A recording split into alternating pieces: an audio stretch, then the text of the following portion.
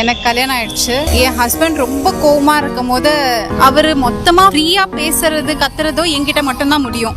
வேற யார்கிட்டயும் அவ்வளவு ஃப்ரீயா பண்ண முடியாது. அம்மா கிட்ட பண்ணா அம்மாவும் தப்பா நினைச்சுப்பாங்க, அப்பா கிட்ட பண்ணாலும் அவரும் கொஞ்சம் ஃபீல் பண்ணுவாரு. தம்பி தங்கச்சி கிட்ட அவ்வளவு பண்ண முடியாது. பட் வைஃப்ன்றவ அவகிட்ட எவ்வளவு நல்லா ஷேர் பண்ணாலும், அழுதாலும் இல்ல கஷ்டமா இருந்தாலும் சொன்னாலும் இல்ல கோவப்பட்டாலும் அவ அட் லாஸ்ட் அவ தான் புரிஞ்சுக்க போறா. அதேதான் கேர்ள்ஸ்க்கும். ஹஸ்பண்டும் இப்ப நான் யார்கிட்டயாவது சண்டை போட்டேன்னா அவங்க நான் பேசாம போனேன்னா அவங்க எங்கிட்ட திருப்பி பேசுவாங்களான்னு கேரண்டி இல்ல. பட் ஹஸ்பண்ட் என்னதான் நான் சண்டை போட்டாலும் ஒரு 1 hour அப்புறம் அது நடந்தா மாதிரி அவரும் ஃபீல் பண்ண மாட்டாரு, நானும் பண்ண மாட்டேன். அது நார்மல் ஆயிடும். சோ அவ்வளவு ஃப்ரீடம் நான் ஹஸ்பண்டுக்கு கொடுத்தாதான் அவர் என்கிட்ட நல்லா பிஹேவ் பண்ணி எங்களோட ஃபியூச்சர் இது நல்லா இருக்கும். அதை நான் யோசிக்காம அந்த நேரத்துல கத்திருவேன். நானும் அவரை புரிஞ்சிக்காம கத்திருப்பேன். அப்புறமா நான் ரியலைஸ் பண்ணும்போது யோசிக்கும் போது இல்ல நான் அதை பண்ணிருக்க கூடாதுன்னு நிறைய வாட்டி ஃபீல் பண்ணிருக்கேன். இந்த அண்டர்ஸ்டாண்ட் ஆனதுக்கு அப்புறம் அது யோசிக்கும் போது எப்படி வந்துருச்சு?